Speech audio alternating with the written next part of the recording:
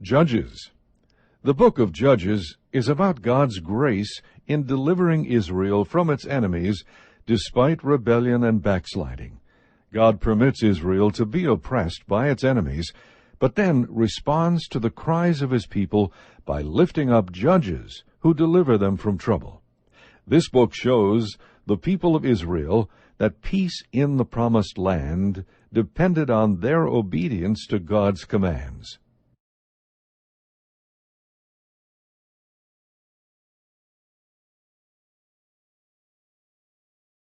The Book of Judges, Chapter 1.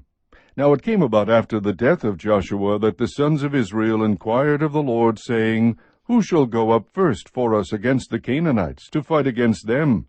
The Lord said, Judah shall go up. Behold, I have given the land into his hand. Then Judah said to Simeon his brother, Come up with me into the territory allotted me, that we may fight against the Canaanites, and I in turn will go with you into the territory allotted you. So Simeon went with him, Judah went up, and the Lord gave the Canaanites and the Perizzites into their hands, and they defeated 10,000 men at Bezek.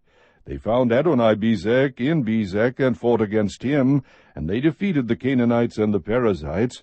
But Adoni-Bezek fled, and they pursued him, and caught him, and cut off his thumbs and big toes. Adoni-Bezek said, 70 kings with their thumbs and their big toes cut off used to gather up scraps under my table, as I have done, so God has repaid me. So they brought him to Jerusalem, and he died there. Then the sons of Judah fought against Jerusalem, and captured it, and struck it with the edge of the sword, and set the city on fire. Afterward the sons of Judah went down to fight against the Canaanites living in the hill country, and in the Negev, and in the lowland.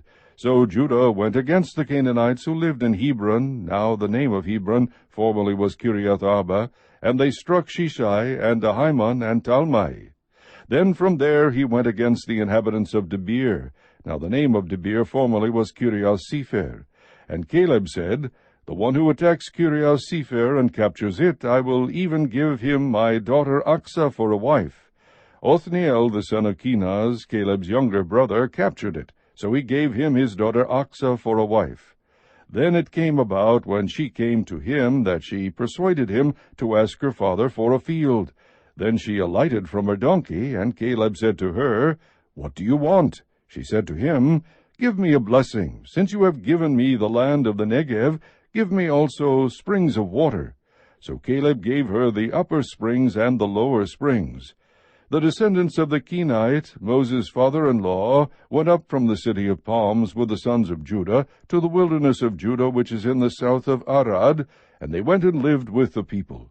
Then Judah went with Simeon his brother, and they struck the Canaanites living in Zephath, and utterly destroyed it. So the name of the city was called Hormah. And Judah took Gaza with its territory, and Ashkelon with its territory, and Ekron with its territory. Now the Lord was with Judah, and they took possession of the hill country, but they could not drive out the inhabitants of the valley, because they had iron chariots. Then they gave Hebron to Caleb, as Moses had promised, and he drove out from there the 3 sons of Anak. But the sons of Benjamin did not drive out the Jebusites who lived in Jerusalem, so the Jebusites have lived with the sons of Benjamin in Jerusalem to this day. Likewise the house of Joseph went up against Bethel, and the Lord was with them. The house of Joseph spied out Bethel. Now the name of the city was formerly Luz. The spies saw a man coming out of the city, and they said to him, Please show us the entrance to the city, and we will treat you kindly. So he showed them the entrance to the city, and they struck the city with the edge of the sword, but they let the man and all his family go free. The man went into the land of the Hittites, and built a city, and named it Luz, which is its name to this day. But Manasseh did not take possession of Bethshean and its villages, or Taanach and its villages, or the inhabitants of Dor and its villages, or the inhabitants of Ibleam and its villages, or the inhabitants of Megiddo and its villages. So the Canaanites persisted in living in that land. It came about, when Israel became strong, that they put the Canaanites to forced labor, but they did not drive them out completely. Ephraim did not drive out the Canaanites who were living in Gezer, so the Canaanites lived in Gezer among them.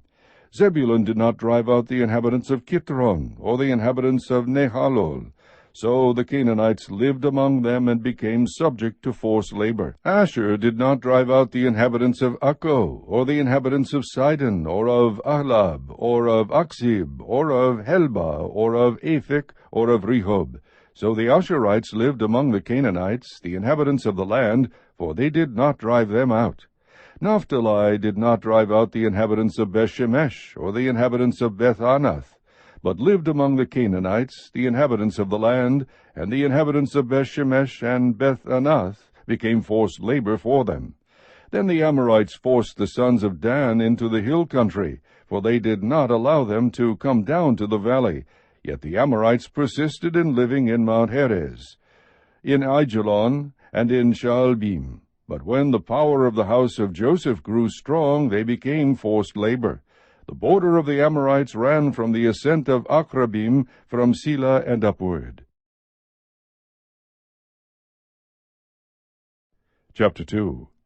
Now the angel of the Lord came up from Gilgal to Bochim, and he said, I brought you up out of Egypt, and led you into the land which I have sworn to your fathers. And I said, I will never break my covenant with you, and as for you, you shall make no covenant with the inhabitants of this land.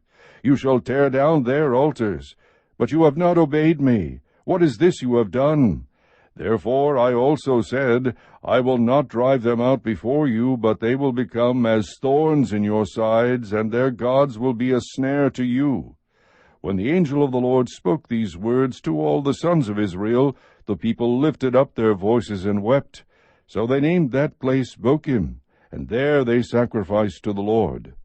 When Joshua had dismissed the people, the sons of Israel went each to his inheritance to possess the land. The people served the Lord all the days of Joshua, and all the days of the elders who survived Joshua, who had seen all the great work of the Lord which he had done for Israel.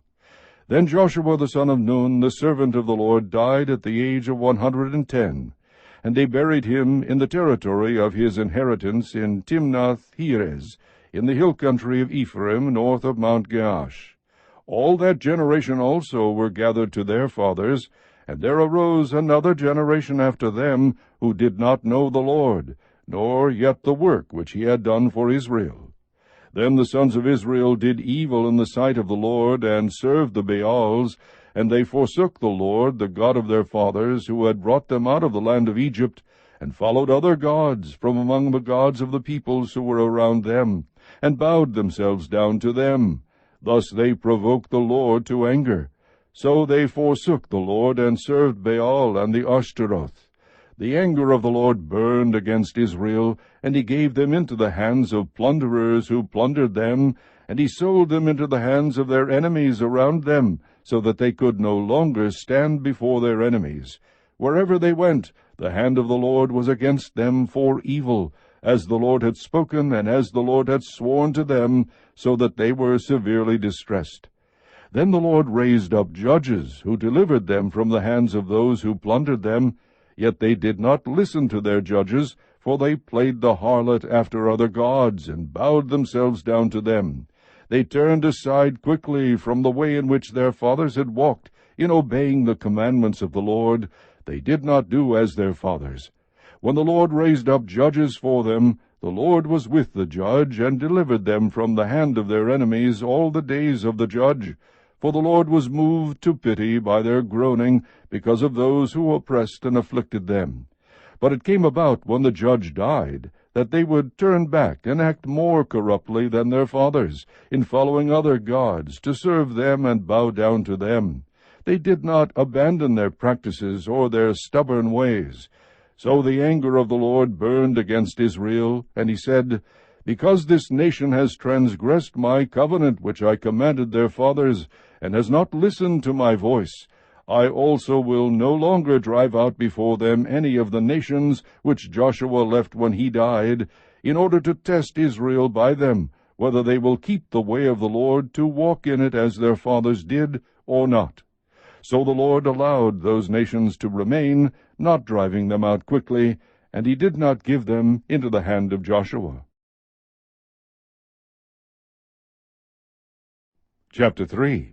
Now these are the nations which the Lord left to test Israel by them, that is, all who had not experienced any of the wars of Canaan, only in order that the generations of the sons of Israel might be taught war, those who had not experienced it formerly. These nations are the 5 lords of the Philistines, and all the Canaanites, and the Sidonians, and the Hivites who lived in Mount Lebanon, from Mount Baal-Hermon as far as Lebo-Hamath. They were for testing Israel, to find out if they would obey the commandments of the Lord, which he had commanded their fathers through Moses. The sons of Israel lived among the Canaanites, the Hittites, the Amorites, the Perizzites, the Hivites, and the Jebusites, and they took their daughters for themselves as wives, and gave their own daughters to their sons, and served their gods. The sons of Israel did what was evil in the sight of the Lord, and forgot the Lord their God, and served the Baals and the Ashtaroth. Then the anger of the Lord was kindled against Israel, so that he sold them into the hands of Cushan-Rishathaim, king of Mesopotamia, and the sons of Israel served Cushan-Rishathaim 8 years. When the sons of Israel cried to the Lord raised up a deliverer for the sons of Israel to deliver them, Othniel the son of Kenaz, Caleb's younger brother. The Spirit of the Lord came upon him, and he judged Israel. When he went out to war, the Lord gave Cushan-Rishathaim, king of Mesopotamia, into his hand, so that he prevailed over Cushan-Rishathaim. Then the land had rest 40 years, and Othniel the son of Kenaz died. Now the sons of Israel again did evil in the sight of the Lord, so the Lord strengthened Eglon the king of Moab against Israel, because they had done evil in the sight of the Lord. And he gathered to himself the sons of Ammon and Amalek, and he went and defeated Israel, and they possessed the city of the palm trees. The sons of Israel served Eglon the king of Moab 18 years. But when the sons of Israel cried to the Lord raised up a deliverer for them, Ehud the son of Gera, the Benjaminite, a left-handed man. And the sons of Israel sent tribute by him to Eglon the king of Moab.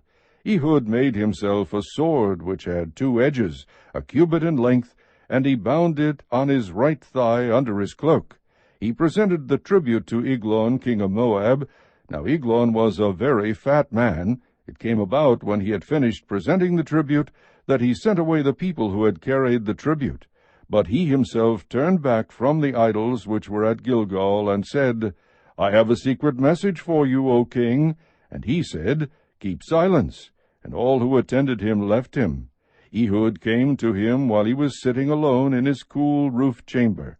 And Ehud said, I have a message from God for you. And he arose from his seat. Ehud stretched out his left hand, took the sword from his right thigh, and thrust it into his belly. The handle also went in after the blade, and the fat closed over the blade, for he did not draw the sword out of his belly, and the refuse came out. Then Ehud went out into the vestibule, and shut the doors of the roof chamber behind him, and locked them. When he had gone out, his servants came and looked, and behold, the doors of the roof chamber were locked, and they said, He is only relieving himself in the cool room. They waited until they became anxious, but behold, he did not open the doors of the roof chamber. Therefore they took the key and opened them, and behold, their master had fallen to the floor dead. Now Ehud escaped while they were delaying, and he passed by the idols, and escaped to Seirah. It came about, when he had arrived, that he blew the trumpet in the hill country of Ephraim. And the sons of Israel went down with him from the hill country, and he was in front of them. He said to them, Pursue them, for the Lord has given your enemies, the Moabites, into your hands. So they went down after him, and seized the fords of the Jordan opposite Moab, and did not allow anyone to cross. They struck down at that time about 10,000 Moabites, all robust and valiant men, and no one escaped. So Moab was subdued that day under the hand of Israel, and the land was undisturbed for 80 years. After him came Shamgar the son of Anath, who struck down 600 Philistines with an ox goad, and he also saved Israel. Chapter 4. Then the sons of Israel again did evil in the sight of the Lord after Ehud died, and the Lord sold them into the hand of Jabin king of Canaan, who reigned in Hazor, and the commander of his army was Sisera, who lived in Harosheth Hagoyim. The sons of Israel cried to the Lord, for he had 900 iron chariots, and he oppressed the sons of Israel severely for 20 years. Now Deborah, a prophetess, the wife of Lapidoth, was judging Israel at that time. She used to sit under the palm tree of Deborah between Ramah and Bethel in the hill country of Ephraim. And the sons of Israel came up to her for judgment. Now she sent and summoned Barak the son of Abinoam from Kedesh Naphtali, and said to him, Behold, the Lord, the God of Israel, has commanded, Go and march to Mount Tabor, and take with you 10,000 men from the sons of Naphtali and from the sons of Zebulun. I will draw out to you Sisera, the commander of Jabin's army, with his chariots and his many troops to the river Kishon, and I will give him into your hand. Then Barak said to her, If you will go with me, then I will go, but if you will not go with me, I will not go. She said, I will surely go with you. Nevertheless, the honor shall not be yours on the journey that you are about to take. For the Lord will sell Sisera into the hands of a woman. Then Deborah arose and went with Barak to Kedesh. Barak called Zebulun and Naphtali together to Kedesh, and 10,000 men went up with him. Deborah also went up with him. Now Heber the Kenite had separated himself from the Kenites, from the sons of Hobab, the father-in-law of Moses, and had pitched his tent as far away as the oak in Zaanannim, which is near Kedesh. Then they told Sisera that Barak the son of Abinoam had gone up to Mount Tabor. Sisera called together all his chariots, 900 iron chariots, and all the people who were with him from Harosheth Hagoyim to the river Kishon. Deborah said to Barak, Arise, for this is the day in which the Lord has given Sisera into your hands. Behold, the Lord has gone out before you. So Barak went down to Mount Tabor with 10,000 men following him. The Lord routed Sisera and all his chariots and all his army with the edge of the sword before Barak. And Sisera alighted from his chariot and fled away on foot. But Barak pursued the chariots and the army as far as Harosheth Hagoyim, and all the army of Sisera fell by the edge of the sword, not even one was left. Now Sisera fled away on foot to the tent of Jael, the wife of Heber the Kenite, for there was peace between Jabin the king of Hazor and the house of Heber the Kenite. Jael went out to meet Sisera, and said to him, Turn aside, my master, turn aside to me, do not be afraid. And he turned aside to her into the tent, and she covered him with a rug. He said to her, Please give me a little water to drink, for I am thirsty. So she opened a bottle of milk and gave him a drink. Then she covered him. He said to her, Stand in the doorway of the tent, and it shall be, if anyone comes and inquires of you, and says, Is there anyone here? That you shall say, No. But Jael, Heber's wife, took a tent peg, and seized a hammer in her hand, and went secretly to him, and drove the peg into his temple. And it went through into the ground, for he was sound asleep and exhausted.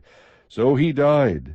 And behold, as Barak pursued Sisera, Jael came out to meet him, and said to him, Come, and I will show you the man whom you are seeking.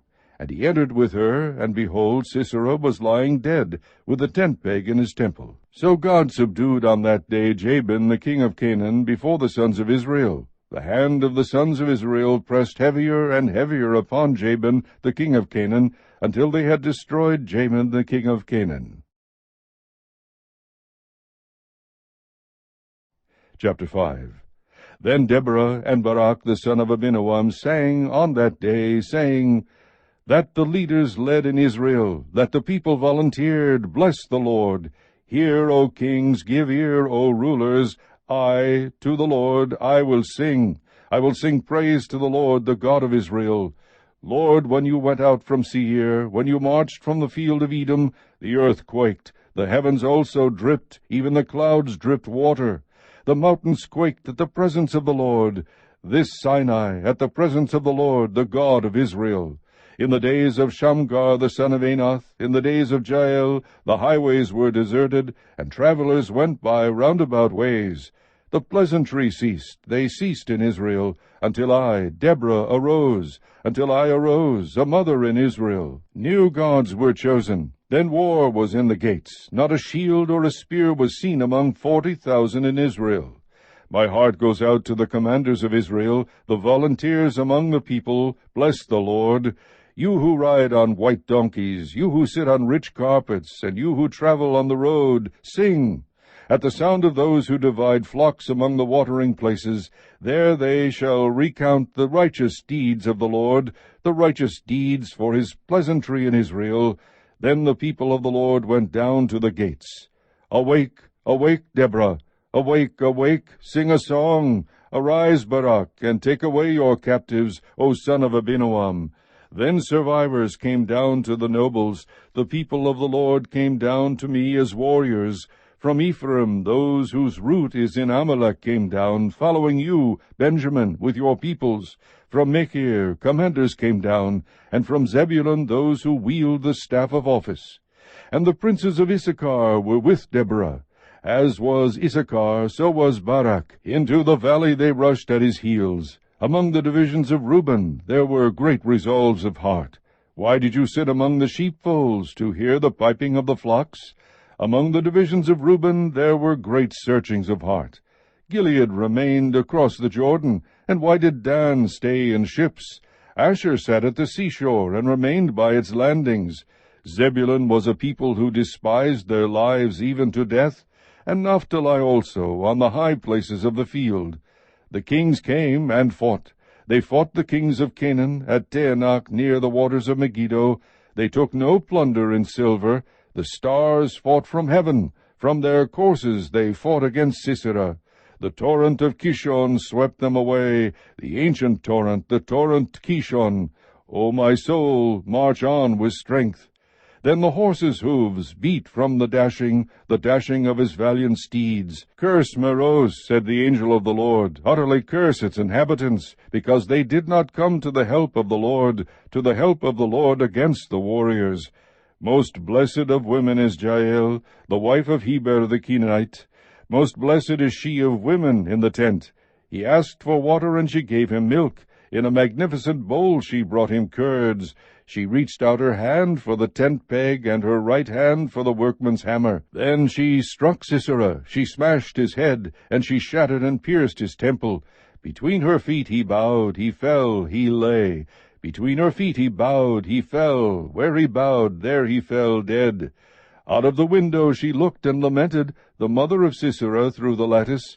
Why does his chariot delay in coming? Why do the hoofbeats of his chariot tarry?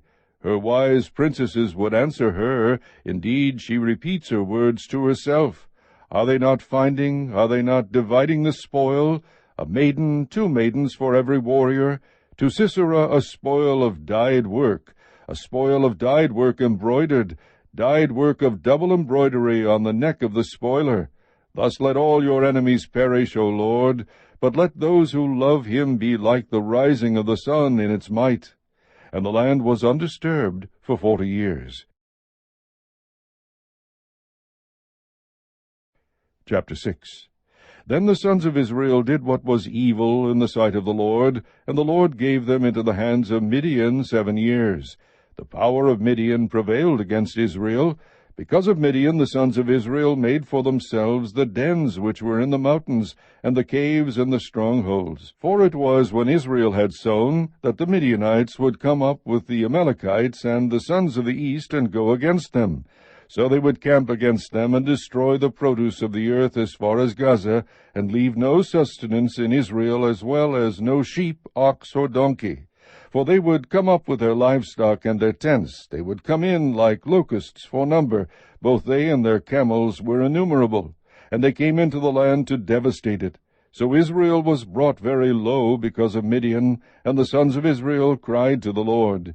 Now it came about, when the sons of Israel cried to the Lord on account of Midian, that the Lord sent a prophet to the sons of Israel. And he said to them, Thus says the Lord, the God of Israel, It was I who brought you up from Egypt, and brought you out from the house of slavery. I delivered you from the hands of the Egyptians, and from the hands of all your oppressors, and dispossessed them before you, and gave you their land. And I said to you, I am the Lord your God. You shall not fear the gods of the Amorites in whose land you live, but you have not obeyed me.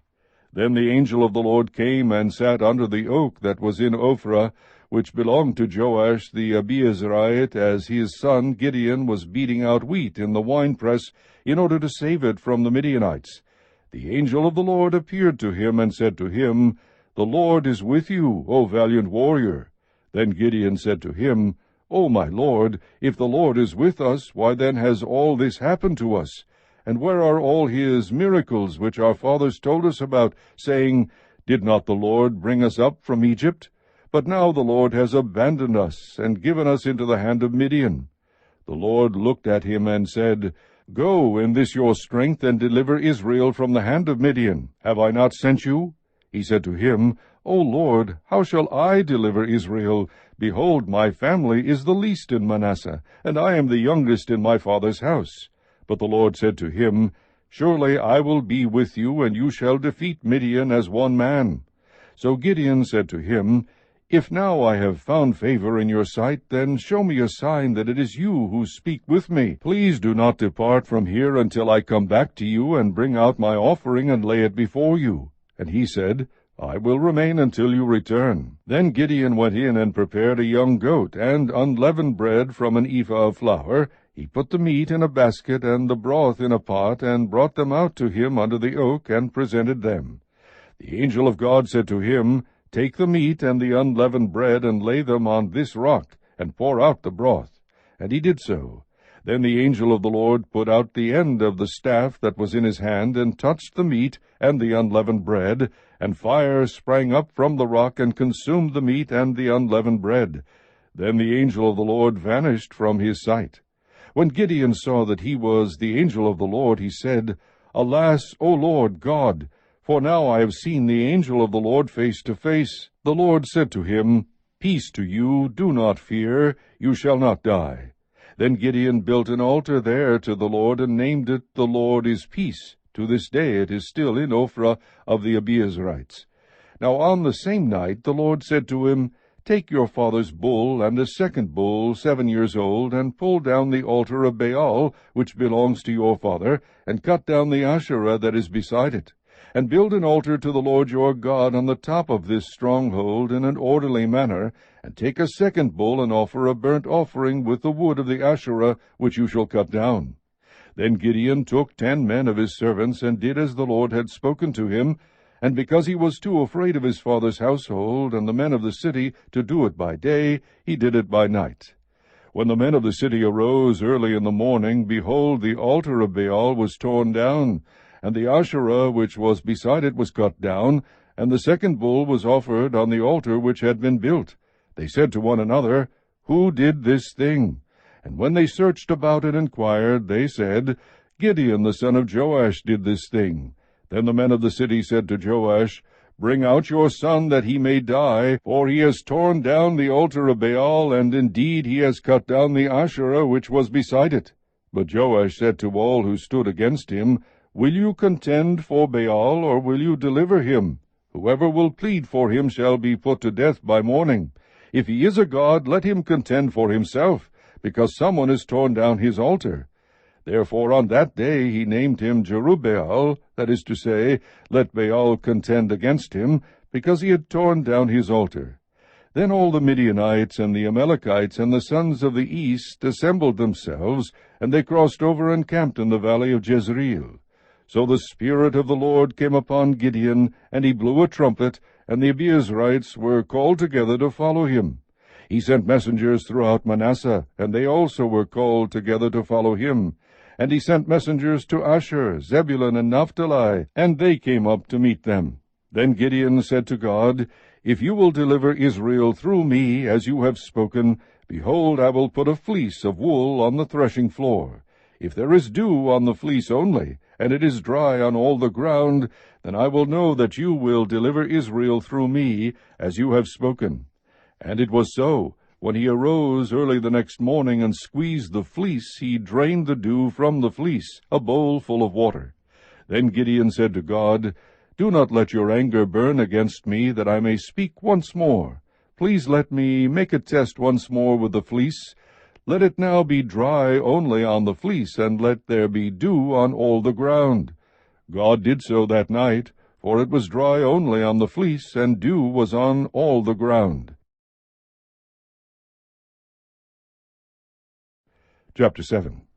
Then Jerubbaal, that is Gideon, and all the people who were with him, rose early and camped beside the spring of Harod, and the camp of Midian was on the north side of them by the hill of Moreh in the valley.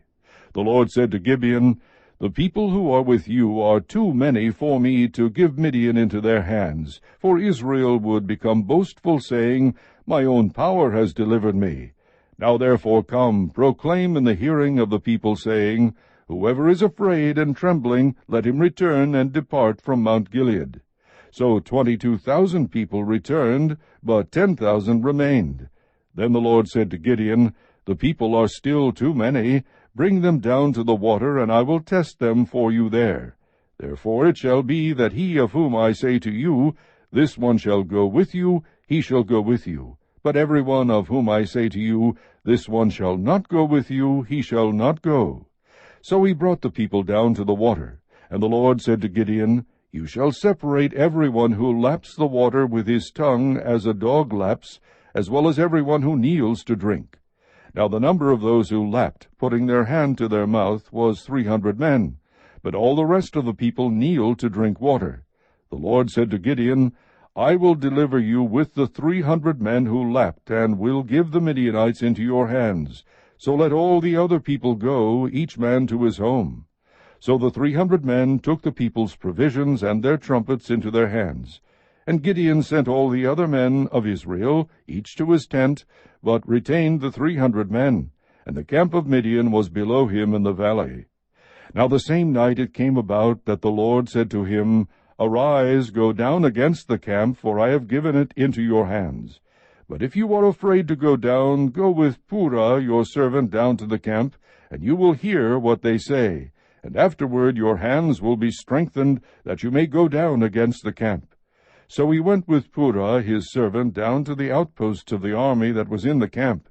Now the Midianites and the Amalekites and all the sons of the east were lying in the valley, as numerous as locusts, and their camels were without number, as numerous as the sand on the seashore.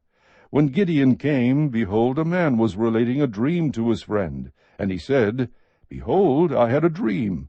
A loaf of barley bread was tumbling into the camp of Midian, and it came to the tent, and struck it so that it fell, and turned it upside down so that the tent lay flat.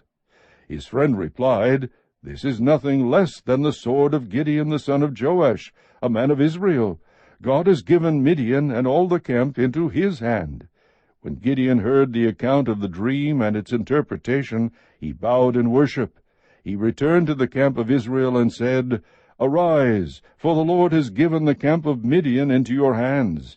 He divided the 300 men into 3 companies, and he put trumpets and empty pitchers into the hands of all of them, with torches inside the pitchers. He said to them, Look at me, and do likewise.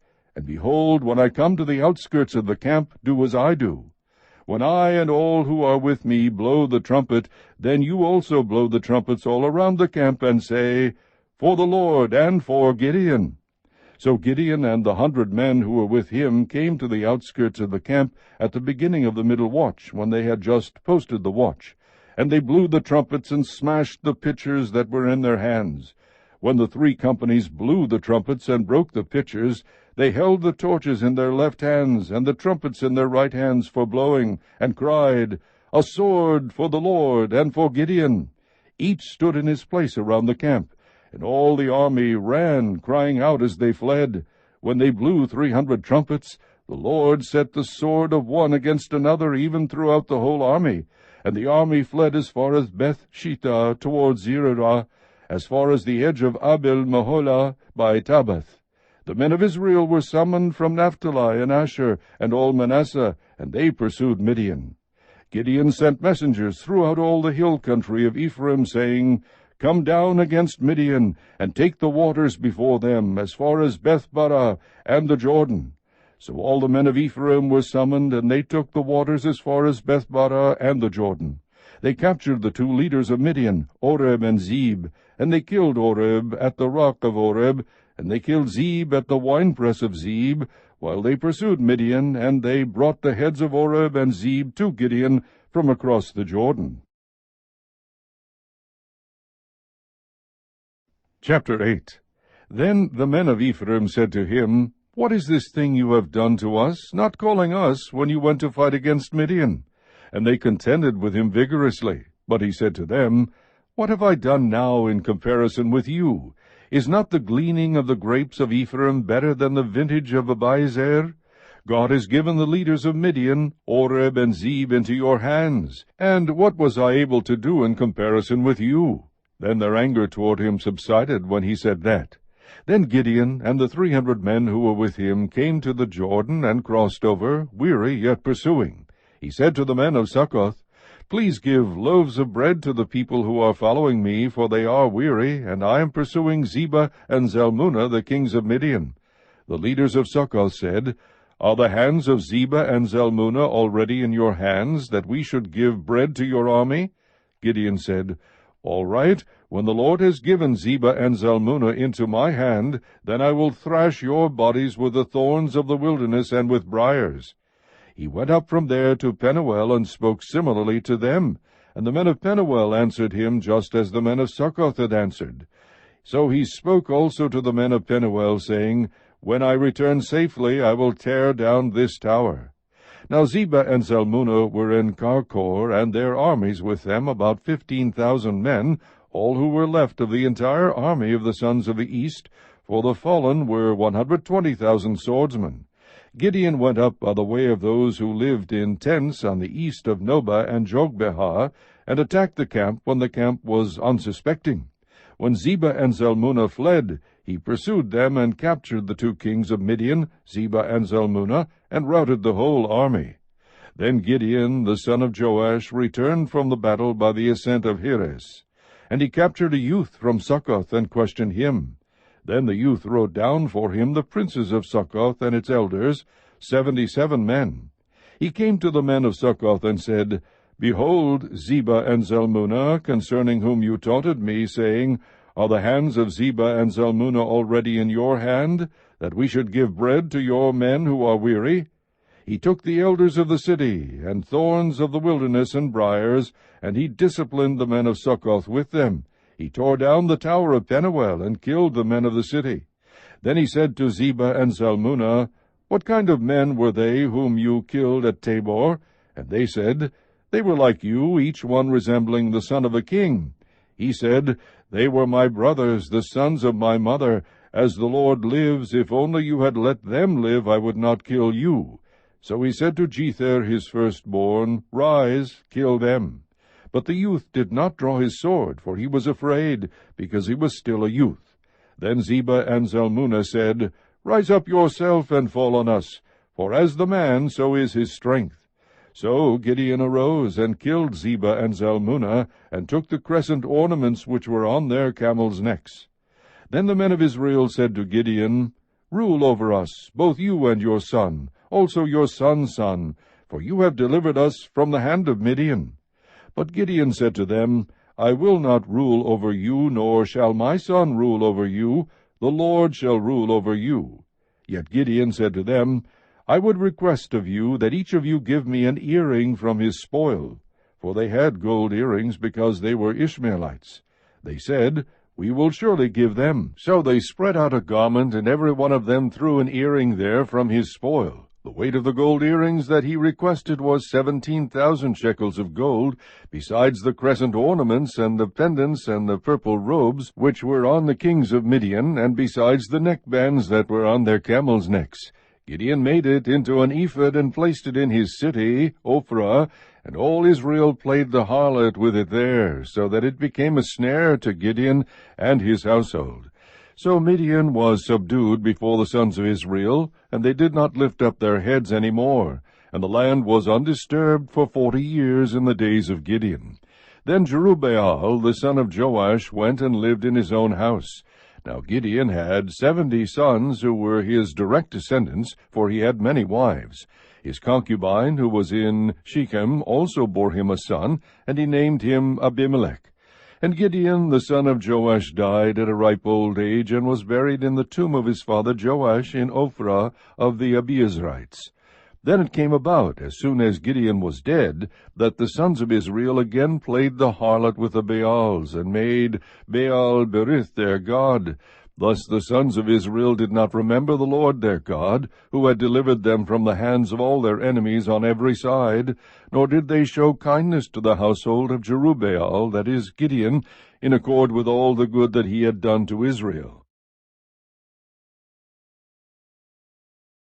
Chapter 9. And Abimelech the son of Jerubbaal went to Shechem to his mother's relatives, and spoke to them, and to the whole clan of the household of his mother's father, saying, Speak now in the hearing of all the leaders of Shechem, which is better for you, that 70 men, all the sons of Jerubbaal, rule over you, or that 1 man rule over you? Also remember that I am your bone and your flesh. And his mother's relatives spoke all these words on his behalf in the hearing of all the leaders of Shechem. And they were inclined to follow Abimelech, for they said, He is our relative. They gave him 70 pieces of silver from the house of Baal-berith, with which Abimelech hired worthless and reckless fellows, and they followed him. Then he went to his father's house at Ophrah, and killed his brothers, the sons of Jerubbaal, 70 men, on 1 stone. But Jotham, the youngest son of Jerubbaal, was left, for he hid himself. All the men of Shechem and all Beth Millo assembled together, and they went and made Abimelech king by the oak of the pillar which was in Shechem. Now when they told Jotham, he went and stood on the top of Mount Gerizim, and lifted his voice and called out. Thus he said to them, Listen to me, O men of Shechem, that God may listen to you. Once the trees went forth to anoint a king over them, and they said to the olive tree, Reign over us. But the olive tree said to them, Shall I leave my fatness with which God and men are honored, and go to wave over the trees? Then the tree said to the fig tree, You come, reign over us. But the fig tree said to them, Shall I leave my sweetness and my good fruit, and go to wave over the trees? Then the tree said to the vine, You come, reign over us. But the vine said to them, Shall I leave my new wine, which cheers God and men, and go to wave over the trees? Finally all the trees said to the bramble, You come, reign over us. The bramble said to the trees, If in truth you are anointing me as king over you, come and take refuge in my shade. But if not, may fire come out from the bramble, and consume the cedars of Lebanon. Now therefore, if you have dealt in truth and integrity in making Abimelech king, and if you have dealt well with Jerubbaal and his house, and have dealt with him as he deserved, for my father fought for you and risked his life and delivered you from the hand of Midian, but you have risen against my father's house today, and have killed his sons, 70 men, on 1 stone, and have made Abimelech the son of his maidservant king over the men of Shechem, because he is your relative. If then you have dealt in truth and integrity with Jerubbaal and his house this day, rejoice in Abimelech, and let him also rejoice in you. But if not, let fire come out from Abimelech, and consume the men of Shechem and Beth Millo, and let fire come out from the men of Shechem and from Beth Millo, and consume Abimelech. Then Jotham escaped and fled, and went to Beer, and remained there because of Abimelech his brother. Now Abimelech ruled over Israel 3 years. Then God sent an evil spirit between Abimelech and the men of Shechem. And the men of Shechem dealt treacherously with Abimelech, so that the violence done to the 70 sons of Jerubbaal might come, and their blood might be laid on Abimelech their brother, who killed them, and on the men of Shechem, who strengthened his hands to kill his brothers. The men of Shechem set men in ambush against him on the tops of the mountains, and they robbed all who might pass by them along the road, and it was told to Abimelech. Now Gaal the son of Ebed came with his relatives, and crossed over into Shechem. And the men of Shechem put their trust in him. They went out into the field, and gathered the grapes of their vineyards, and trod them, and held a festival. And they went into the house of their God, and ate and drank, and cursed Abimelech. Then Gaal the son of Ebed said, Who is Abimelech, and who is Shechem, that we should serve him? Is he not the son of Jerubbaal, and is Zebul not his lieutenant? Serve the men of Hamor, the father of Shechem. But why should we serve him? Would therefore that this people were under my authority, that I would remove Abimelech.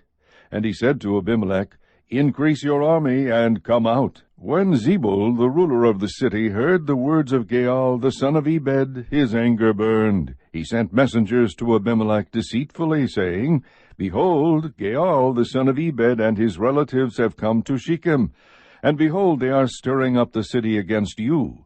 Now therefore arise by night, you and the people who are with you, and lie in wait in the field. In the morning, as soon as the sun is up, you shall rise early, and rush upon the city. And behold, when he and the people who are with him come out against you, you shall do to them whatever you can. So Abimelech and all the people who were with him arose by night, and lay in wait against Shechem in 4 companies. Now Gaal, the son of Ebed, went out and stood in the entrance of the city gate, and Abimelech and the people who were with him arose from the ambush. When Gaal saw the people, he said to Zebul, Look, people are coming down from the tops of the mountains. But Zebul said to him, You are seeing the shadow of the mountains, as if they were men. Gaal spoke again and said, Behold, people are coming down from the highest part of the land, and one company comes by the way of the diviner's oak. Then Zebul said to him, Where is your boasting now with which you said, Who is Abimelech, that we should serve him? Is this not the people whom you despised? Go out now and fight with them. So Gaal went out before the leaders of Shechem, and fought with Abimelech. Abimelech chased him, and he fled before him, and many fell wounded up to the entrance of the gate. Then Abimelech remained at Arumah, but Zebul drove out Gaal and his relatives, so that they could not remain in Shechem. Now it came about the next day that the people went out to the field, and it was told to Abimelech. So he took his people and divided them into 3 companies, and lay in wait in the field. When he looked and saw the people coming out from the city, he arose against them and slew them. Then Abimelech and the company who was with him dashed forward and stood in the entrance of the city gate. The other 2 companies then dashed against all who were in the field, and slew them. Abimelech fought against the city all that day, and he captured the city and killed the people who were in it. Then he razed the city and sowed it with salt. When all the leaders of the tower of Shechem heard of it, they entered the inner chamber of the temple of El-Berith. It was told Abimelech that all the leaders of the tower of Shechem were gathered together. So Abimelech went up to Mount Zalmon, he and all the people who were with him. And Abimelech took an axe in his hand, and cut down a branch from the trees, and lifted it and laid it on his shoulder. Then he said to the people who were with him, What you have seen me do, hurry and do likewise. All the people also cut down each one his branch, and followed Abimelech, and put them on the inner chamber, and set the inner chamber on fire over those inside, so that all the men of the tower of Shechem also died, about 1,000 men and women. Then Abimelech went to Thebez, and he camped against Thebez, and captured it. But there was a strong tower in the center of the city, and all the men and women with all the leaders of the city fled there, and shut themselves in, and they went up on the roof of the tower. So Abimelech came to the tower and fought against it, and approached the entrance of the tower to burn it with fire. But a certain woman threw an upper millstone on Abimelech's head, crushing his skull. Then he called quickly to the young man, his armor-bearer, and said to him, Draw your sword and kill me, so that it will not be said of me, A woman slew him. So the young man pierced him through, and he died. When the men of Israel saw that Abimelech was dead, each departed to his home. Thus God repaid the wickedness of Abimelech, which he had done to his father in killing his 70 brothers. Also God returned all the wickedness of the men of Shechem on their heads, and the curse of Jotham the son of Jerubbaal came upon them.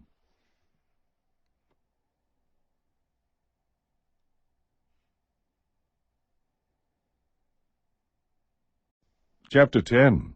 Now after Abimelech died, Tola the son of Puah, the son of Dodo, a man of Issachar, arose to save Israel.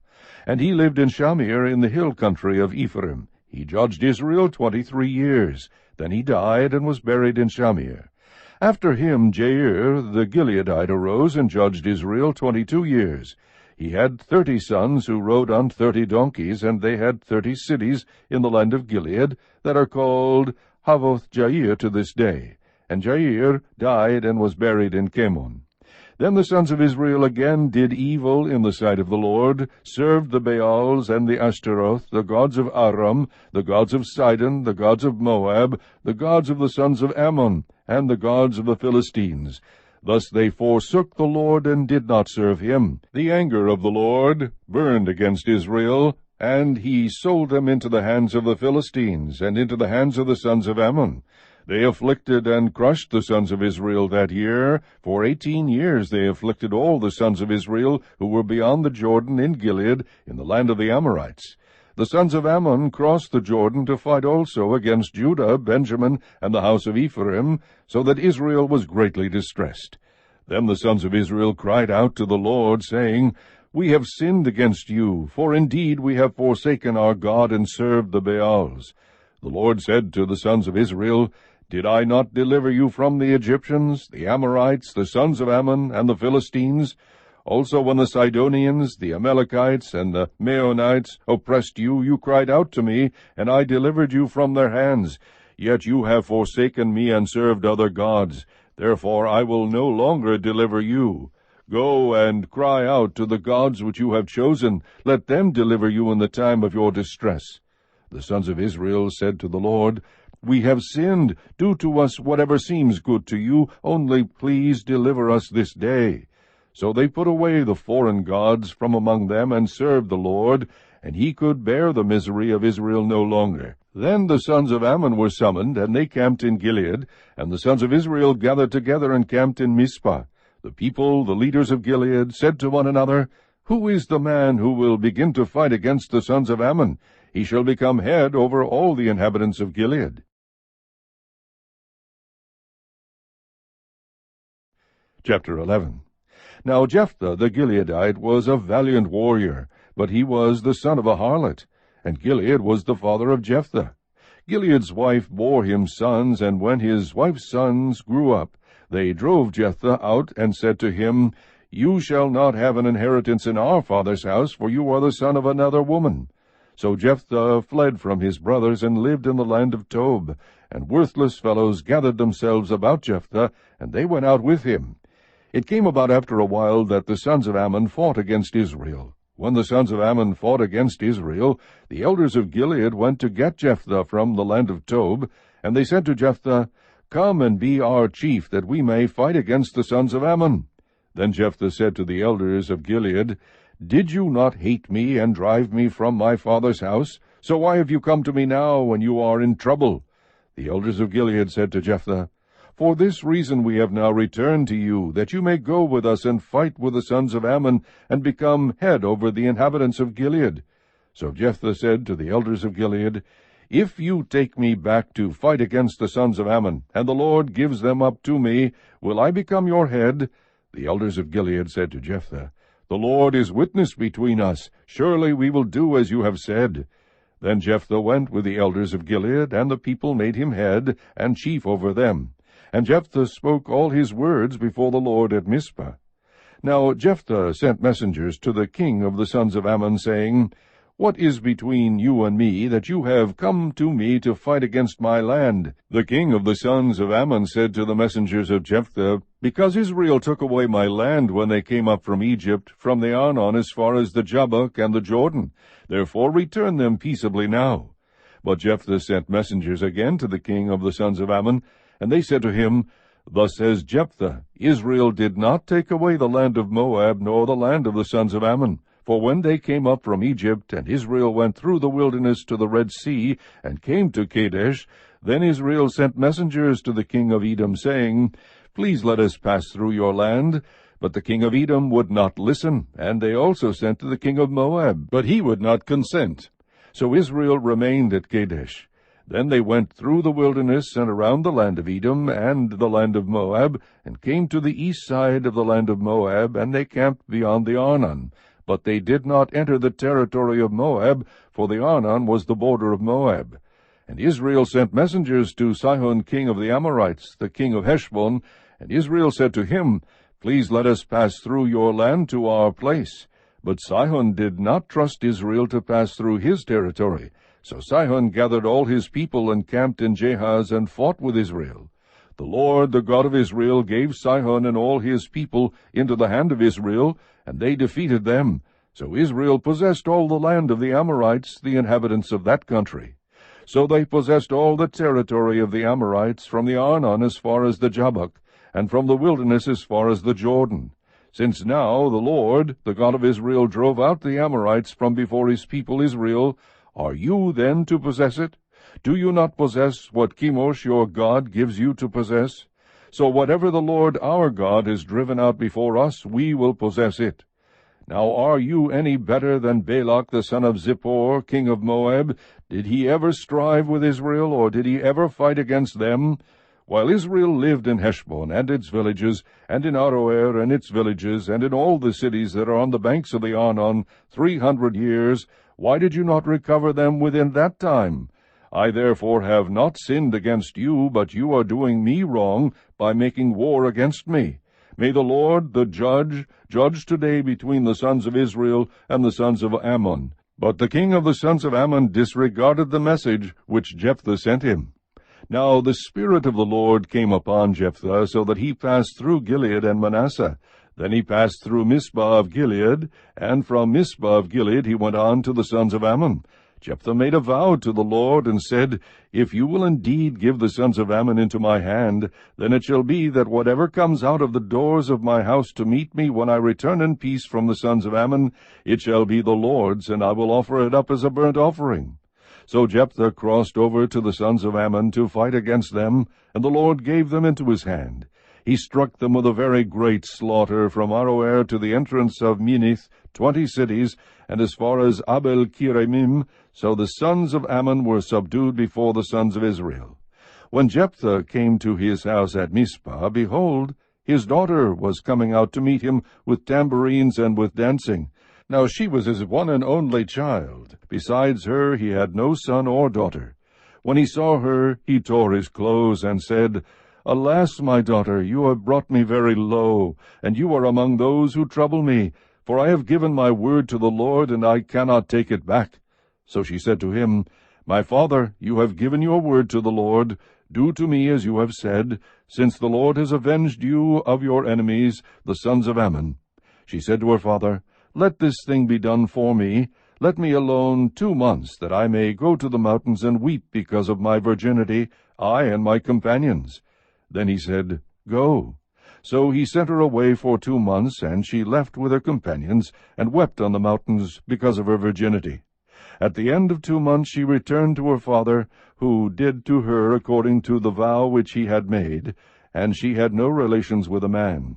Thus it became a custom in Israel that the daughters of Israel went yearly to commemorate the daughter of Jephthah the Gileadite 4 days in the year.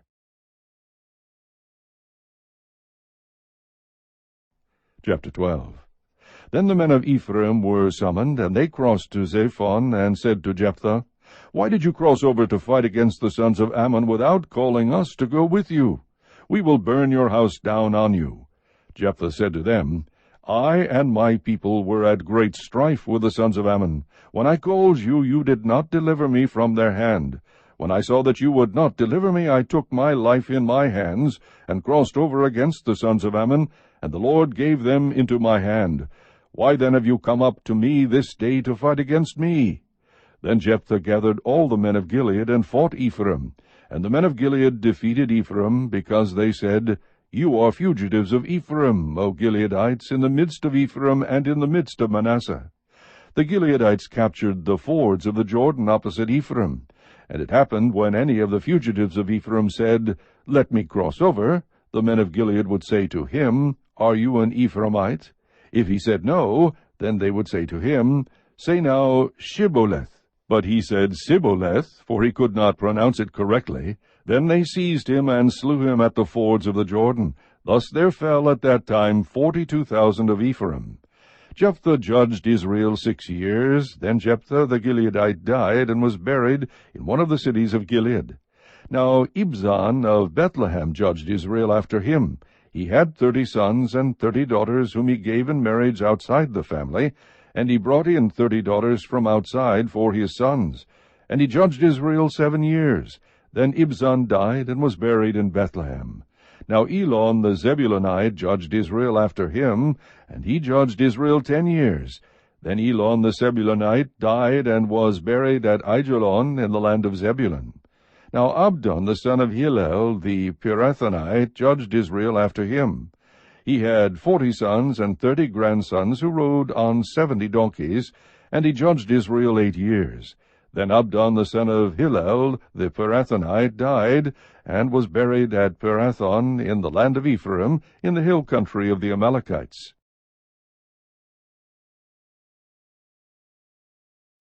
Chapter 13. Now the sons of Israel again did evil in the sight of the Lord, so that the Lord gave them into the hands of the Philistines 40 years. There was a certain man of Zorah, of the family of the Danites, whose name was Manoah, and his wife was barren, and had borne no children. Then the angel of the Lord appeared to the woman, and said to her, Behold, now you are barren, and have borne no children, but you shall conceive, and give birth to a son. Now therefore be careful not to drink wine or strong drink, nor eat any unclean thing. For behold, you shall conceive and give birth to a son, and no razor shall come upon his head, for the boy shall be a Nazarite to God from the womb, and he shall begin to deliver Israel from the hands of the Philistines. Then the woman came and told her husband, saying, A man of God came to me, and his appearance was like the appearance of the angel of God, very awesome. And I did not ask him where he came from, nor did he tell me his name. But he said to me, Behold, you shall conceive and give birth to a son, and now you shall not drink wine or strong drink, nor eat any unclean thing, for the boy shall be a Nazarite to God from the womb to the day of his death. Then Manoah entreated the Lord, and said, O Lord, please let the man of God whom you have sent come to us again, that he may teach us what to do for the boy who is to be born. God listened to the voice of Manoah, and the angel of God came again to the woman as she was sitting in the field, but Manoah her husband was not with her. So the woman ran quickly and told her husband, Behold, the man who came the other day has appeared to me. Then Manoah arose and followed his wife. And when he came to the man, he said to him, Are you the man who spoke to the woman? And he said, I am. Manoah said, Now when your words come to pass, what shall be the boy's mode of life and his vocation? So the angel of the Lord said to Manoah, Let the woman pay attention to all that I said. She should not eat anything that comes from the vine, nor drink wine or strong drink, nor eat any unclean thing. Let her observe all that I commanded. Then Manoah said to the angel of the Lord, Please let us detain you, so that we may prepare a young goat for you. The angel of the Lord said to Manoah, Though you detain me, I will not eat your food, but if you prepare a burnt offering, then offer it to the Lord. For Manoah did not know that he was the angel of the Lord. Manoah said to the angel of the Lord, What is your name, so that when your words come to pass we may honor you? But the angel of the Lord said to him, Why do you ask my name, seeing it is wonderful? So Manoah took the young goat with the grain offering, and offered it on the rock to the Lord, and he performed wonders while Manoah and his wife looked on. For it came about, when the flame went up from the altar toward heaven, that the angel of the Lord ascended in the flame of the altar. When Manoah and his wife saw this, they fell on their faces to the ground. Now the angel of the Lord did not appear to Manoah or his wife again. Then Manoah knew that he was the angel of the Lord. So Manoah said to his wife, We will surely die, for we have seen God. But his wife said to him, If the Lord had desired to kill us, he would not have accepted a burnt offering and a grain offering from our hands, nor would he have shown us all these things, nor would he have let us hear things like this at this time. Then the woman gave birth to a son, and named him Samson. And the child grew up, and the Lord blessed him. And the Spirit of the Lord began to stir him in Mahaneh-dan, between Zorah and Eshtaol.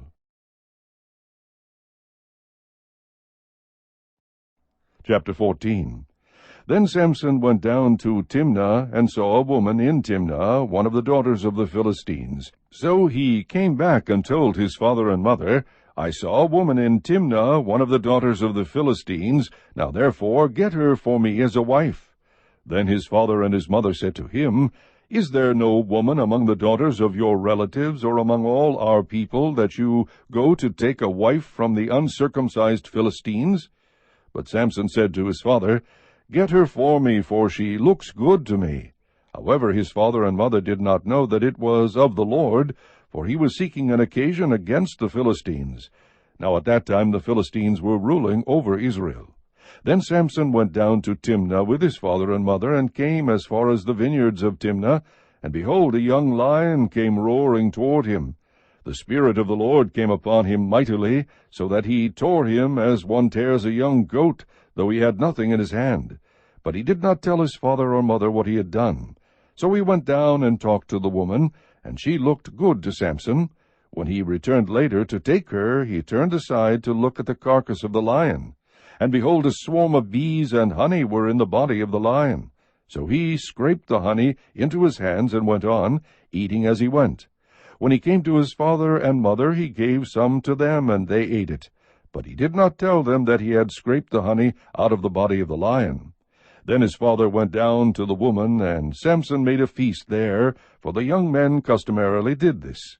When they saw him, they brought 30 companions to be with him. Then Samson said to them, Let me now propound a riddle to you. If you will indeed tell it to me within the 7 days of the feast, and find it out, then I will give you 30 linen wraps and 30 changes of clothes. But if you are unable to tell me, then you shall give me 30 linen wraps and 30 changes of clothes. And they said to him, Propound your riddle, that we may hear it. So he said to them, Out of the eater came something to eat, and out of the strong came something sweet. But they could not tell the riddle in 3 days. Then it came about on the 4th day that they said to Samson's wife, Entice your husband, so that he will tell us the riddle, or we will burn you and your father's house with fire. Have you invited us to impoverish us? Is this not so? Samson's wife wept before him, and said, You only hate me, and you do not love me. You have propounded a riddle to the sons of my people, and have not told it to me. And he said to her, Behold, I have not told it to my father or mother, so should I tell you? However, she wept before him 7 days while their feast lasted, and on the 7th day he told her, because she pressed him so hard. She then told the riddle to the sons of her people. So the men of the city said to him on the 7th day before the sun went down, What is sweeter than honey? And what is stronger than a lion? And he said to them, If you had not plowed with my heifer, you would not have found out my riddle. Then the Spirit of the Lord came upon him mightily, and he went down to Ashkelon, and killed 30 of them, and took their spoil, and gave the changes of clothes to those who told the riddle. And his anger burned, and he went up to his father's house. But Samson's wife was given to his companion, who had been his friend. Chapter 15. But after a while, in the time of wheat harvest, Samson visited his wife with a young goat, and said, I will go in to my wife in her room. But her father did not let him enter. Her father said, I really thought that you hated her intensely, so I gave her to your companion. Is not her younger sister more beautiful than she? Please let her be yours instead. Samson then said to them, This time I shall be blameless in regard to the Philistines when I do them harm. Samson went and caught 300 foxes, and took torches, and turned the fox's tail to tail, and put one torch in the middle between 2 tails. When he had set fire to the torches, he released the foxes into the standing grain of the Philistines, thus burning up both the shocks and the standing grain, along with the vineyards and groves. Then the Philistines said, Who did this? And they said, Samson, the son-in-law of the Timnite, because he took his wife and gave her to his companion. So the Philistines came up and burned her and her father with fire. Samson said to them, Since you act like this, I will surely take revenge on you, but after that I will quit. He struck them ruthlessly with a great slaughter, and he went down and lived in the cleft of the rock of Etam. Then the Philistines went up and camped in Judah and spread out in Lehi. The men of Judah said, Why have you come up against us? And they said, We have come up to bind Samson in order to do to him as he did to us. Then 3,000 men of Judah went down to the cleft of the rock of Etam, and said to Samson, Do you not know that the Philistines are rulers over us? What then is this that you have done to us?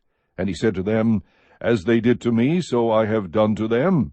They said to him, We have come down to bind you, so that we may give you into the hands of the Philistines. And Samson said to them, Swear to me that you will not kill me. So they said to him, No, but we will bind you fast, and give you into their hands. Yet surely we will not kill you. Then they bound him with 2 new ropes, and brought him up from the rock.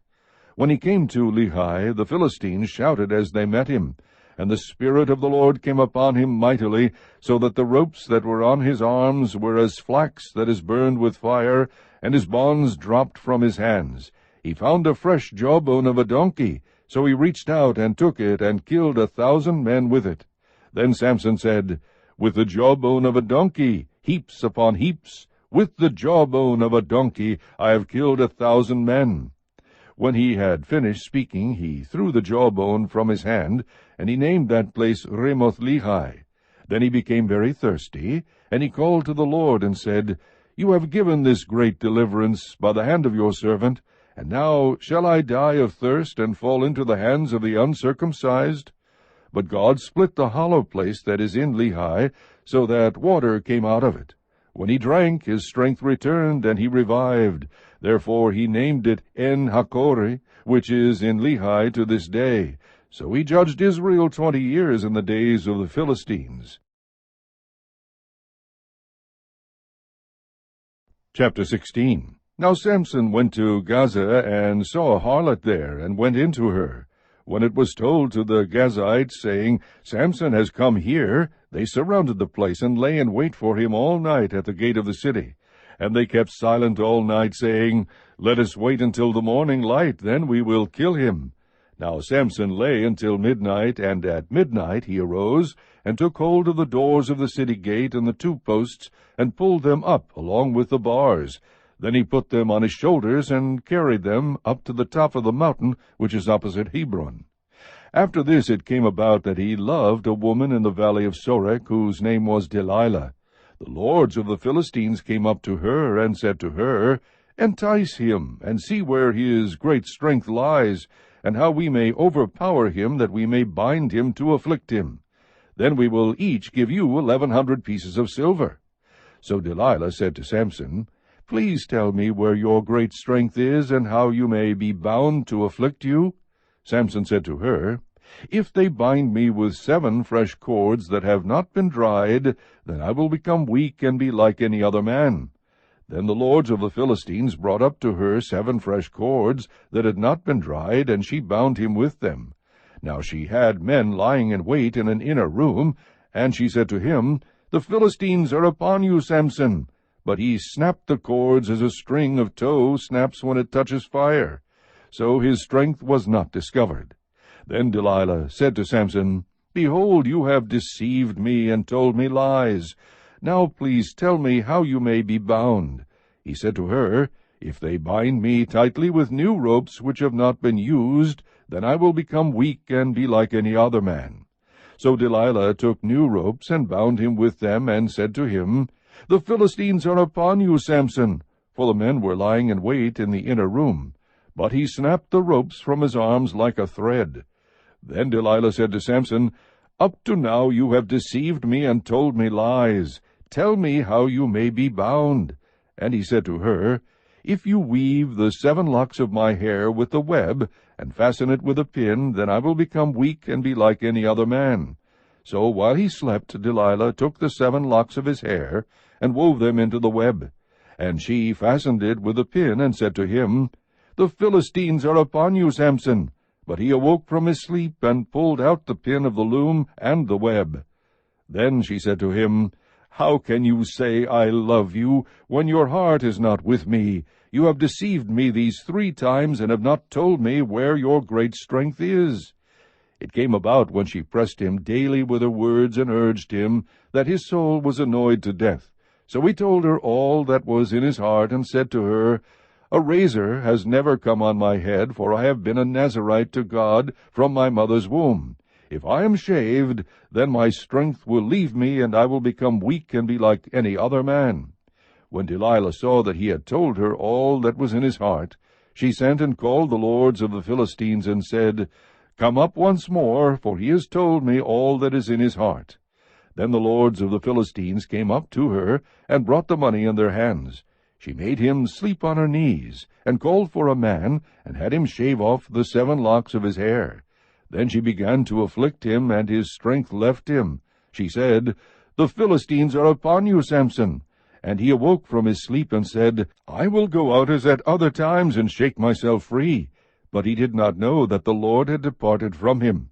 Then the Philistines seized him, and gouged out his eyes, and they brought him down to Gaza, and bound him with bronze chains, and he was a grinder in the prison. However, the hair of his head began to grow again after it was shaved off. Now the lords of the Philistines assembled to offer a great sacrifice to Dagon their god, and to rejoice, for they said, "Our God has given Samson our enemy into our hands." When the people saw him, they praised their God, for they said, "Our God has given our enemy into our hands, even the destroyer of our country, who has slain many of us." It so happened, when they were in high spirits, that they said, "Call for Samson, that he may amuse us."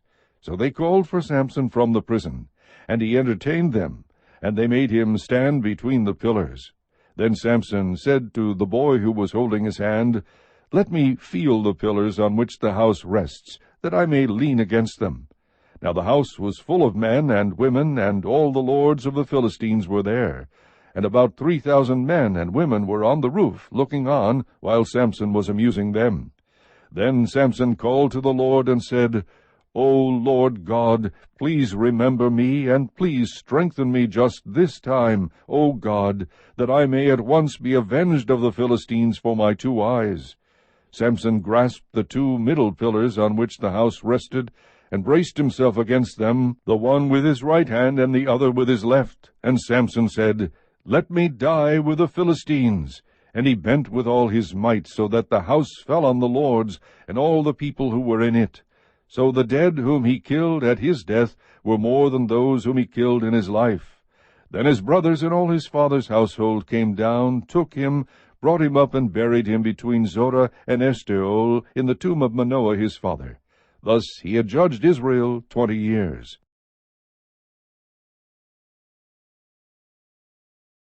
Chapter 17. Now there was a man of the hill country of Ephraim, whose name was Micah. He said to his mother, "The 1,100 pieces of silver which were taken from you, about which you uttered a curse in my hearing, behold, the silver is with me. I took it." And his mother said, "Blessed be my son by the Lord." He then returned the 1,100 pieces of silver to his mother, and his mother said, "I wholly dedicate the silver from my hand to the Lord for my son, to make a graven image and a molten image. Now therefore I will return them to you." So when he returned the silver to his mother took 200 pieces of silver, and gave them to the silversmith, who made them into a graven image and a molten image, and they were in the house of Micah. And the man Micah had a shrine, and he made an ephod and household idols, and consecrated one of his sons, that he might become his priest. In those days there was no king in Israel. Every man did what was right in his own eyes. Now there was a young man from Bethlehem in Judah, of the family of Judah, who was a Levite, and he was staying there. Then the man departed from the city, from Bethlehem in Judah, to stay wherever he might find a place, and as he made his journey he came to the hill country of Ephraim, to the house of Micah. Micah said to him, "Where do you come from?" And he said to him, "I am a Levite from Bethlehem in Judah, and I am going to stay wherever I might find a place." Micah then said to him, "Dwell with me, and be a father and a priest to me, and I will give you 10 pieces of silver a year, a suit of clothes, and your maintenance." So the Levite went in. The Levite agreed to live with the man, and the young man became to him like one of his sons. So Micah consecrated the Levite, and the young man became his priest, and lived in the house of Micah. Then Micah said, "Now I know that the Lord will prosper me, seeing I have a Levite as priest." Chapter 18. In those days there was no king of Israel, and in those days the tribe of the Danites was seeking an inheritance for themselves to live in. For until that day an inheritance had not been allotted to them as a possession among the tribes of Israel. So the sons of Dan sent from their family 5 men out of their whole number, valiant men from Zorah and Eshtaol, to spy out the land and to search it. And they said to them, Go, search the land. And they came to the hill country of Ephraim, to the house of Micah, and lodged there. When they were near the house of Micah, they recognized the voice of the young man, the Levite. And they turned aside there, and said to him, Who brought you here? And what are you doing in this place? And what do you have here? He said to them, Thus and so has Micah done to me, and he has hired me, and I have become his priest. They said to him, Inquire of God, please, that we may know whether our way on which we are going will be prosperous. The priest said to them, Go in peace. Your way in which you are going has the Lord's approval. Then the 5 men departed and came to Laish, and saw the people who were in it living in security, after the manner of the Sidonians, quiet and secure, for there was no ruler humiliating them for anything in the land, and they were far from the Sidonians, and had no dealings with anyone. When they came back to their brothers at Zorah and Eshtaol, their brothers said to them, What do you report? They said, Arise, and let us go up against them, for we have seen the land, and behold, it is very good. And will you sit still? Do not delay to go, to enter, to possess the land. When you enter, you will come to a secure people with a spacious land, for God has given it into your hand, a place where there is no lack of anything that is on the earth. Then from the family of the Danites, from Zorah and from Eshtaol, 600 men armed with weapons of war set out. They went up and camped at Kiriath-Jearim in Judah. Therefore they called that place Mahaneh-dan to this day. Behold, it is west of Kiriath-Jearim. They passed from there to the hill country of Ephraim, and came to the house of Micah. Then the 5 men who went to spy out the country of Laish said to their kinsmen, Do you know that there are in these houses an ephod and household idols, and a graven image and a molten image? Now therefore consider what you should do. They turned aside there, and came to the house of the young man, the Levite, to the house of Micah, and asked him of his welfare. The 600 men, armed with their weapons of war, who were of the sons of Dan, stood by the entrance of the gate.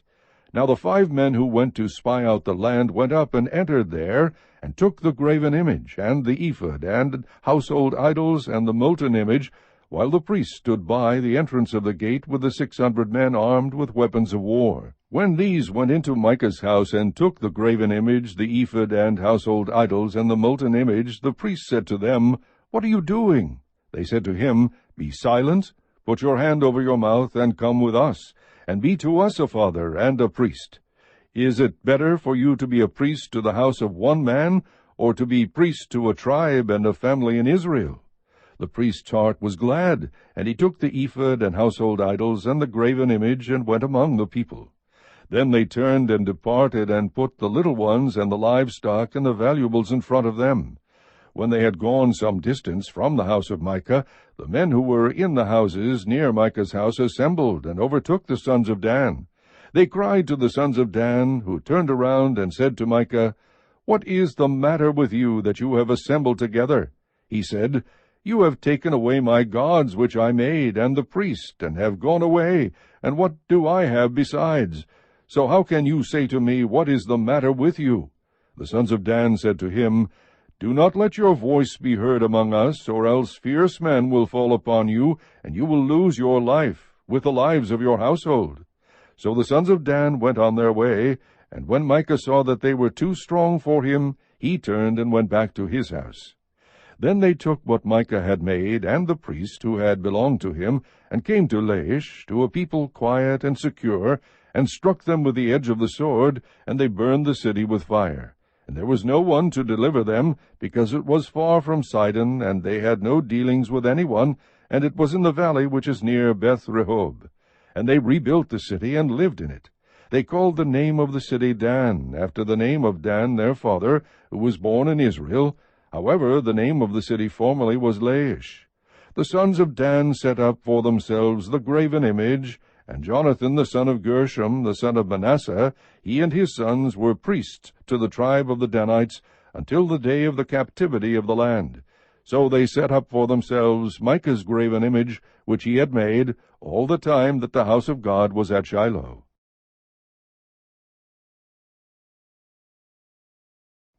Chapter 19.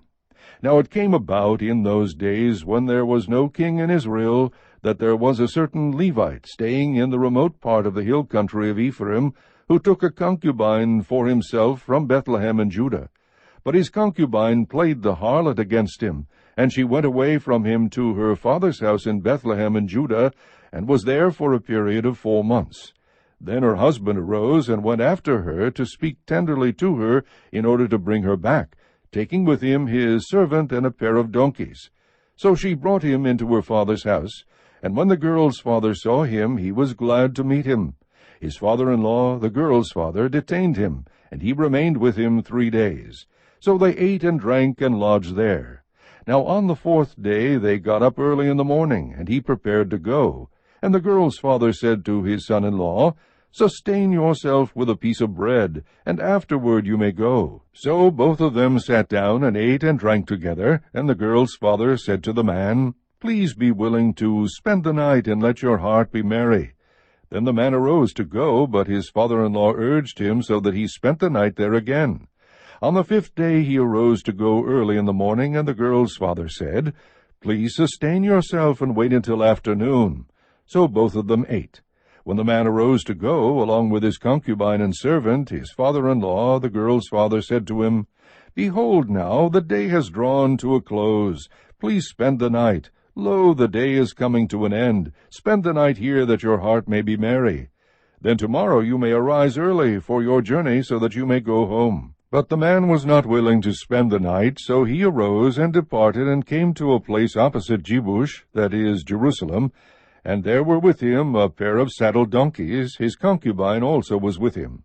When they were near Jebus, the day was almost gone, and the servant said to his master, Please come, and let us turn aside into this city of the Jebusites, and spend the night in it.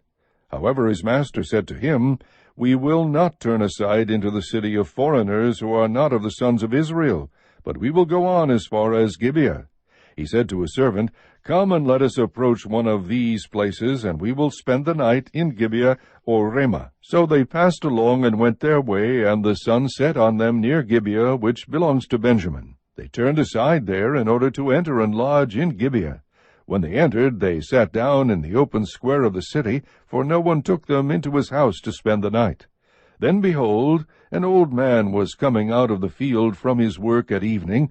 Now the man was from the hill country of Ephraim, and he was staying in Gibeah, but the men of the place were Benjamites.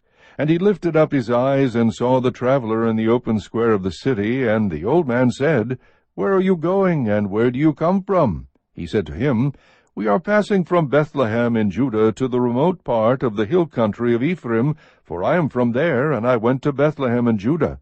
But I am now going to my house, and no man will take me into his house.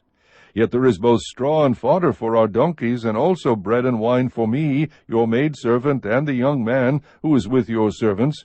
There is no lack of anything. The old man said, Peace to you, only let me take care of all your needs. However, do not spend the night in the open square. So he took him into his house, and gave the donkeys fodder, and they washed their feet, and ate and drank. While they were celebrating, behold, the men of the city, certain worthless fellows, surrounded the house, pounding the door. And they spoke to the owner of the house, the old man, saying, Bring out the man who came into your house, that we may have relations with him. Then the man, the owner of the house, went out to them and said to them, No, my fellows, please do not act so wickedly. Since this man has come into my house, do not commit this act of folly. Here is my virgin daughter and his concubine. Please let me bring them out, that you may ravish them and do to them whatever you wish. But do not commit such an act of folly against this man. But the men would not listen to him. So the man seized his concubine and brought her out to them, and they raped her and abused her all night until morning. Then let her go at the approach of dawn. As the day began to dawn, The woman came and fell down at the doorway of the man's house where her master was until full daylight. When her master arose in the morning and opened the doors of the house and went out to go on his way, then behold, his concubine was lying at the doorway of the house, with her hands on the threshold. He said to her, Get up and let us go. But there was no answer. Then he placed her on the donkey, and the man arose and went to his home. When he entered his house, he took a knife and laid hold of his concubine, and cut her in 12 pieces, limb by limb, and sent her throughout the territory of Israel. All who saw it said, Nothing like this has ever happened or been seen from the day when the sons of Israel came up from the land of Egypt to this day. Consider it, take counsel, and speak up. Chapter 20. Then all the sons of Israel from Dan to Beersheba, including the land of Gilead, came out, and the congregation assembled as one man to the Lord at Mizpah. The chiefs of all the people, even of all the tribes of Israel, took their stand in the assembly of the people of God, 400,000 foot soldiers who drew the sword. Now the sons of Benjamin heard that the sons of Israel had gone up to Mizpah. And the sons of Israel said, Tell us, how did this wickedness take place? So the Levite, the husband of the woman who was murdered, answered and said, I came with my concubine to spend the night at Gibeah, which belongs to Benjamin. But the men of Gibeah rose up against me and surrounded the house at night because of me. They intended to kill me. Instead, they ravished my concubine so that she died. And I took hold of my concubine and cut her in pieces and sent her throughout the land of Israel's inheritance, for they have committed a lewd and disgraceful act in Israel. Behold, all your sons of Israel, give your advice and counsel here. Then all the people arose as one man, saying, Not one of us will go to his tent, nor will any of us return to his house. But now this is the thing which we will do to Gibeah. We will go up against it by lot, and we will take 10 men out of 100 throughout the tribes of Israel, and 100 out of 1,000, and 1,000 out of 10,000 to supply food for the people, that when they come to Gibeah of Benjamin, they may punish them for all the disgraceful acts that they have committed in Israel. Thus all the men of Israel were gathered against the city, united as one man. Then the tribes of Israel sent men through the entire tribe of Benjamin, saying, What is this wickedness that has taken place among you? Now then, deliver up the men, the worthless fellows in Gibeah, that we may put them to death and remove this wickedness from Israel. But the sons of Benjamin would not listen to the voice of their brothers, the sons of Israel. The sons of Benjamin gathered from the cities to Gibeah to go out to battle against the sons of Israel. From the cities on that day the sons of Benjamin were numbered 26,000 men who draw the sword, besides the inhabitants of Gibeah, who were numbered 700 choice men. Out of all these people 700 choice men were left-handed. Each one could sling a stone at a hair and not miss. Then the men of Israel, besides Benjamin, were numbered 400,000 men who draw the sword. All these were men of war. Now the sons of Israel arose, went up to Bethel, and inquired of God, and said, Who shall go up first for us to battle against the sons of Benjamin? Then the Lord said, Judah shall go up first. So the sons of Israel arose in the morning and camped against Gibeah. The men of Israel went out to battle against Benjamin, and the men of Israel arrayed for battle against them at Gibeah.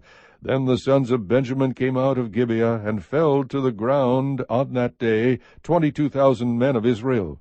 But the people, the men of Israel, encouraged themselves, and arrayed for battle again in the place where they had arrayed themselves the first day. The sons of Israel went up and wept before the Lord until evening, and inquired of the Lord, saying, Shall we again draw near for battle against the sons of my brother Benjamin?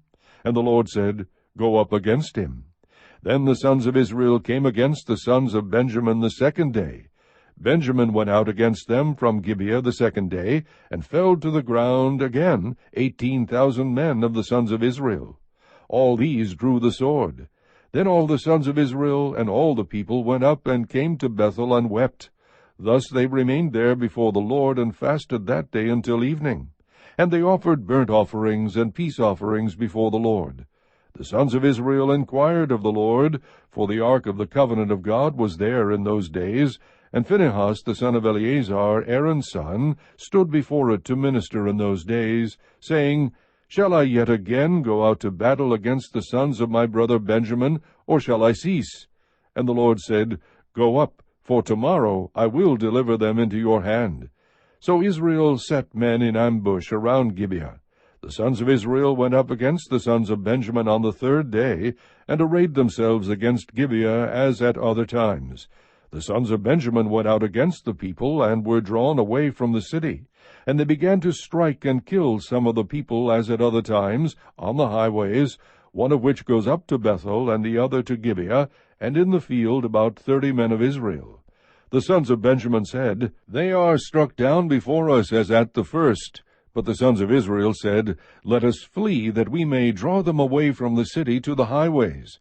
Then all the men of Israel arose from their place, and arrayed themselves at Baal Tamar. And the men of Israel in ambush broke out of their place, even out of Maareh-Gibeah. When 10,000 choice men from all Israel came against Gibeah, the battle became fierce. But Benjamin did not know that disaster was close to them.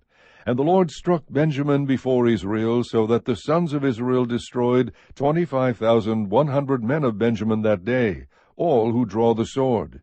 So the sons of Benjamin saw that they were defeated. When the men of Israel gave ground to Benjamin, because they relied on the men in ambush whom they had set against Gibeah, the men in ambush hurried and rushed against Gibeah. The men in ambush also deployed and struck all the city with the edge of the sword. Now the appointed sign between the men of Israel and the men in ambush was that they would make a great cloud of smoke rise from the city. Then the men of Israel turned in the battle, and Benjamin began to strike and kill about 30 men of Israel, for they said, Surely they are defeated before us, as in the first battle. But when the cloud began to rise from the city in a column of smoke, Benjamin looked behind them, and behold, the whole city was going up in smoke to heaven.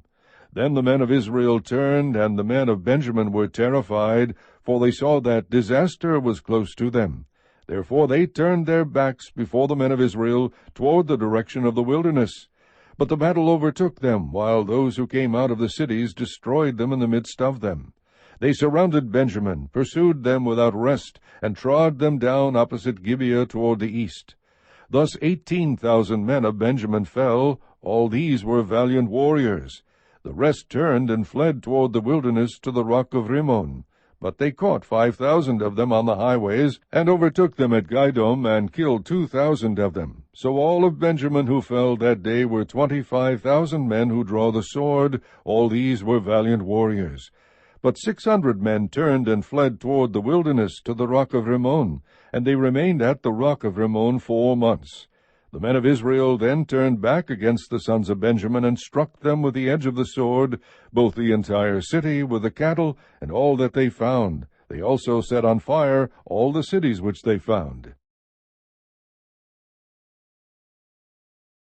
Chapter 21. Now the men of Israel had sworn in Mizpah, saying, None of us shall give his daughter to Benjamin in marriage. So the people came to Bethel, and sat there before God until evening, and lifted up their voices, and wept bitterly. They said, Why, O Lord God of Israel, has this come about in Israel, so that one tribe should be missing today in Israel?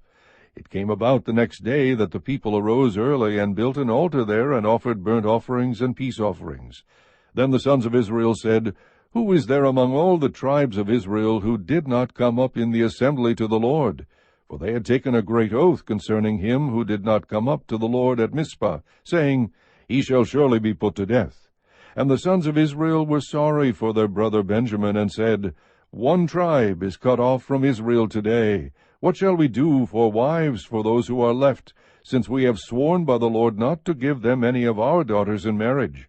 And they said, What one is there of the tribes of Israel who did not come up to the Lord at Mizpah? And behold, no one had come to the camp from Jabesh-Gilead to the assembly. For when the people were numbered, behold, not one of the inhabitants of Jabesh-Gilead was there. And the congregation sent 12,000 of the valiant warriors there, and commanded them, saying, Go and strike the inhabitants of Jabesh-Gilead with the edge of the sword, with the women and the little ones. This is the thing that you shall do. You shall utterly destroy every man and every woman who has lain with a man, And they found among the inhabitants of Jabesh-Gilead 400 young virgins, who had not known a man by lying with him, and they brought them to the camp at Shiloh, which is in the land of Canaan. Then the whole congregation sent word and spoke to the sons of Benjamin, who were at the rock of Rimmon, and proclaimed peace to them. Benjamin returned at that time, and they gave them the women whom they had kept alive from the women of Jabesh-Gilead, yet they were not enough for them. And the people were sorry for Benjamin, because the Lord had made a breach in the tribes of Israel. Then the elders of the congregation said, What shall we do for wives for those who are left, since the women are destroyed out of Benjamin? They said, There must be an inheritance for the survivors of Benjamin, so that a tribe will not be blotted out from Israel. But we cannot give them wives of our daughters. For the sons of Israel had sworn, saying, Cursed is he who gives a wife to Benjamin. So they said, Behold, there is a feast of the Lord from year to year in Shiloh, which is on the north side of Bethel, on the east side of the highway that goes up from Bethel to Shechem, and on the south side of Lebanah. And they commanded the sons of Benjamin, saying, Go and lie in wait in the vineyards, and watch, and behold, if the daughters of Shiloh come out to take part in the dances, then you shall come out of the vineyards, and each of you shall catch his wife from the daughters of Shiloh, and go to the land of Benjamin. It shall come about, when their fathers or their brothers come to complain to us, that we shall say to them, Give them to us voluntarily, because we did not take for each man of Benjamin a wife in battle, nor did you give them to them, else you would now be guilty. The sons of Benjamin did so, and took wives according to their number from those who danced, whom they carried away. And they went and returned to their inheritance, and rebuilt the cities, and lived in them. The sons of Israel departed from there at that time, every man to his tribe and family, and each one of them went out from there to his inheritance. In those days there was no king in Israel. Every one did what was right in his own eyes.